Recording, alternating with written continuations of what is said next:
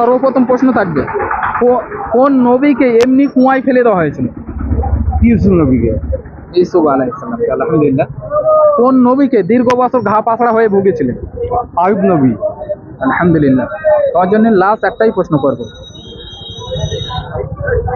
আল্লাহ তাআলা কিয়ামতের দিন হিসেব নেবেন কোন জায়গায়?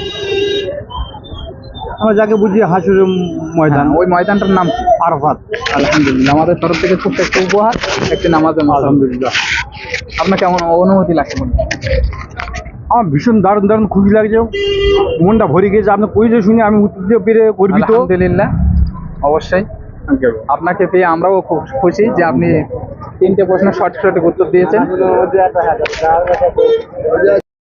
সর্বপ্রথম প্রশ্ন থাকবে, দুআই মাসুরাটা শোনাতে হবে। দোয়া মাসিরা। আল্লাহুম্মা ইন্নী যালামতু নাফসি যুলমান কাসীরা ওয়া লা ইয়াগফিরু যুনুবা ইল্লা আনতা ফাগফিরলি মাগফিরাতাম মিন ইনদিকা ওয়ারহামনি ইন্নাকা আনতাল গফুরুর রহিম। আলহামদুলিল্লাহ। আমার জন্য আর একটা প্রশ্ন করব, আমাদের নবীজির 4জন বিশিষ্ট খলিফার নাম? আবু বকর রাদিয়াল্লাহু আনহু, ওমর রাদিয়াল্লাহু আনহু, আলী রাদিয়াল্লাহু আনহু, উসমান রাদিয়াল্লাহু আনহু। আলহামদুলিল্লাহ। সম্পূর্ণ কোরআন মাজিদ কত বছর ধরে নাজিল হয়েছিল?